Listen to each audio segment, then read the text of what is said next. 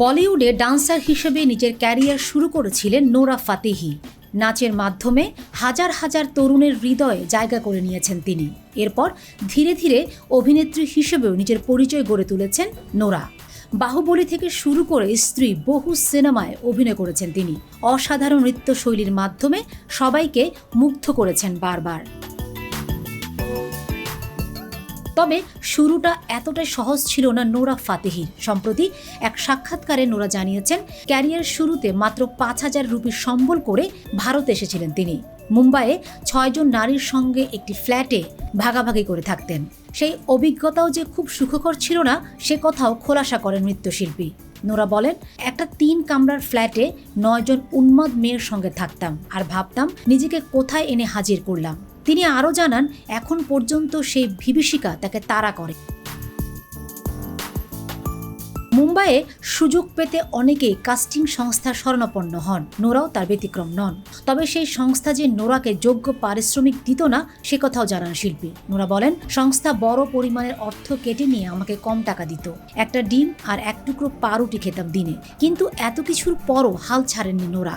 লড়াই করে বলিউডে তার পায়ের নিচের মাটি শক্ত করেছেন।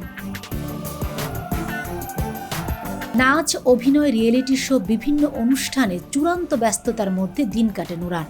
একসঙ্গে এত কিছু সামলান কিভাবে?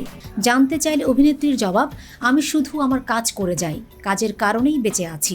সকাল থেকে রাত পর্যন্ত কাজ করি। নিজের অভিনয় দক্ষতা বাড়াতেও কাজ করছি। নিজের ভুল ত্রুটি ক্রমাগত শুধরে নিচ্ছি। কাল আমি যা ছিলাম আজ তা নই। সম্প্রতি গুঞ্জন উঠেছিল নোরা ফাতেহি কি চিরতরে অভিনয় ছাড়বেন এবং বলিউডও ছেড়ে দেবেন। এই প্রশ্নের উত্তরে নোরা নিজেই নিজের অবস্থান পরিষ্কার করেছেন। একটি সাক্ষাৎকারে নোরা জানান, আমার ব্যক্তিগত জীবন বলে কিছু নেই। আপনি যদি মনে করেন আমি অন্য কারোর জন্য আমার জায়গা ছাড়বো তাহলে সেটা হাস্যকর ধারণা। আমি এখানে আছি, সেখানে থাকবো, সর্বত্র থাকবো। যেমন সিনেমায় অভিনয় করছি তেমনি সঙ্গীত জগতেও কাজ করব। তবে এখন নোরা বলিউডের গণ্ডি ছাড়িয়ে হলিউডে পা রাখতে যাচ্ছেন। আমেরিকান গায়ক জেসন ডেরুলের সঙ্গে স্নেক নামক একটি মিউজিক অ্যালবামে অভিনয় করেছেন তিনি। সেখানে একটি মিউজিক অ্যালবামের কাজের জন্য অবস্থান করছেন। আর এতেই গুঞ্জন উঠেছে তিনি বলিউড ছেড়ে চলে যাচ্ছেন।